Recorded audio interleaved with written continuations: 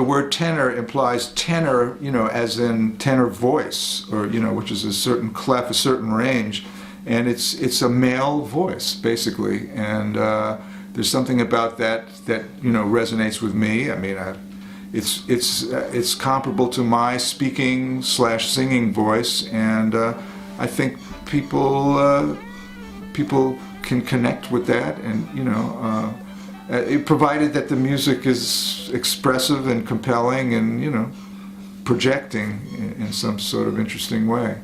And I've always been attracted to the great tenor saxophone players: John Coltrane, George Coleman, Sonny Rollins, Dexter Gordon, Sonny Stitt, Coleman Hawkins, Ben Webster, Lester Young, Gene Ammons, Wayne Shorter, Michael Brecker, on from there.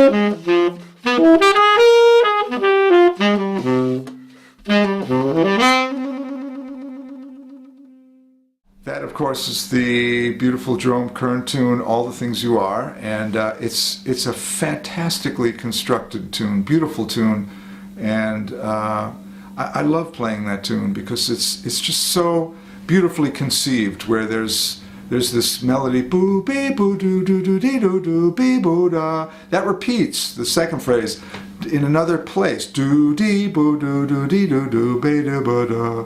Right? So then the bridge is boo boo bee bee boo boo boo boo bee boo, and then that phrase repeats in another place, boo boo bee bee boo boo boo boo bee boo. Then we go back to the top, boo bee boo doo doo doo dee boo doo. Then there's sort of a tag or a little ending, bee boo boo boo doo boo dee boo doo boo doo doo dee boo da.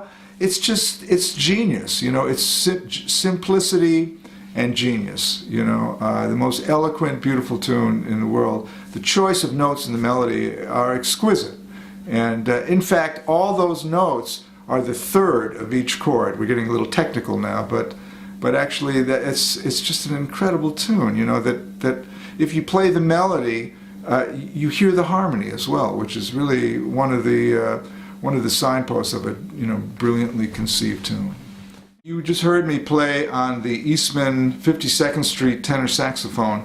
It's a beautiful instrument. I've always been a Selmer guy, playing old vintage Selmer horns, and this is the first horn I've actually been able to pick up and feel immediately comfortable on.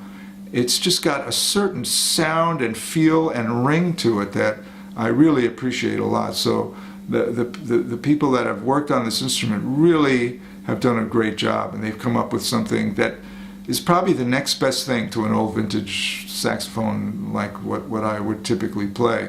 And I think this is a key ingredient, really, in being able to play and express yourself. You don't want to even know that you're playing an instrument. You want that to just be working and in a place where it kind of plays itself, so that you can actually get to the music, and by having a horn that feels comfortable and compelling, you are in essence stepping out of the way and allowing the music to come out. If it's an instrument that you're not quite comfortable with, you're distracted by this, and it could impede the flow. So having an instrument that I feel comfortable on is really an integral part of just being expressive and letting the music come out. Playing the saxophone in general, coming up in New York City, in and around New York City, and this was in the early '70s, and I feel very fortunate to have been on the scene at that time. There was a certain energy, vitality in the air. There were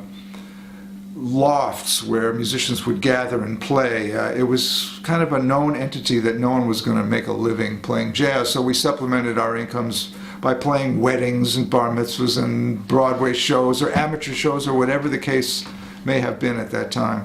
And it was all about the music, and I did a lot of playing and learning, and there was a lot of sharing of ideas, and it was a fantastic time.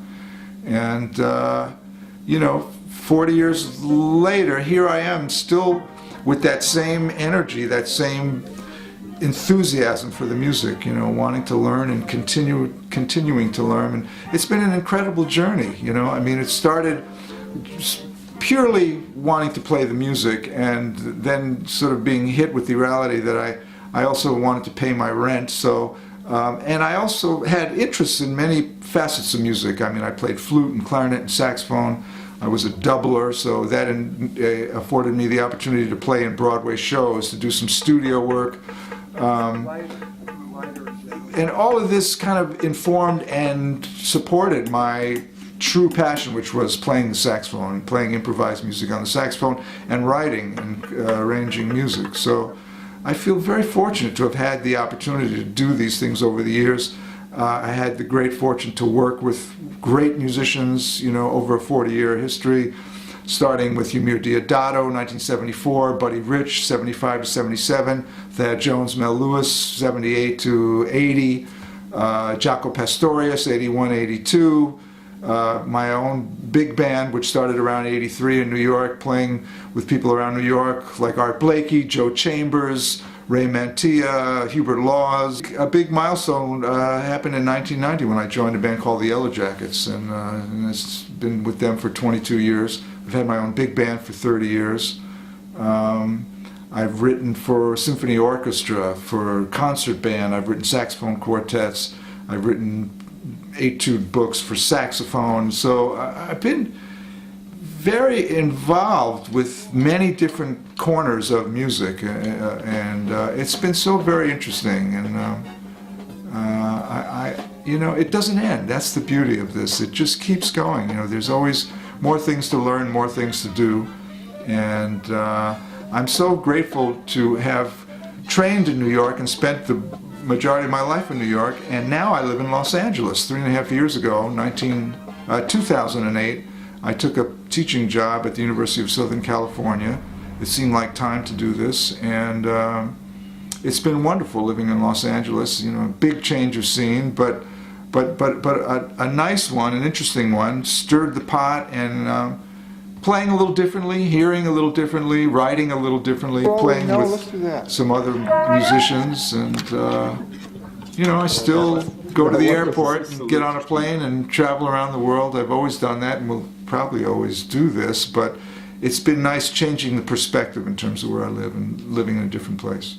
Playing any instrument on a high level, in this case the saxophone, really requires years and years of study, of listening, of absorbing, of playing, of pondering, of repertoire expansion, vocabulary development. All these things come into play, and it's taken me many, many years to get to the point where I am, and I feel like I have a good long distance to go yet. It's ongoing. The beauty really lies in the fact that as you become more familiar with this vocabulary and the language, things start to flow with greater ease, and you just find that surprising things come out of the music because there's this spontaneity factor. And if you have the vocabulary to support spontaneity with, things happen, that are not of your own doing. It almost feels like they come from someplace else, but having put in the time to really cultivate a vocabulary and repertoire allows these things to happen.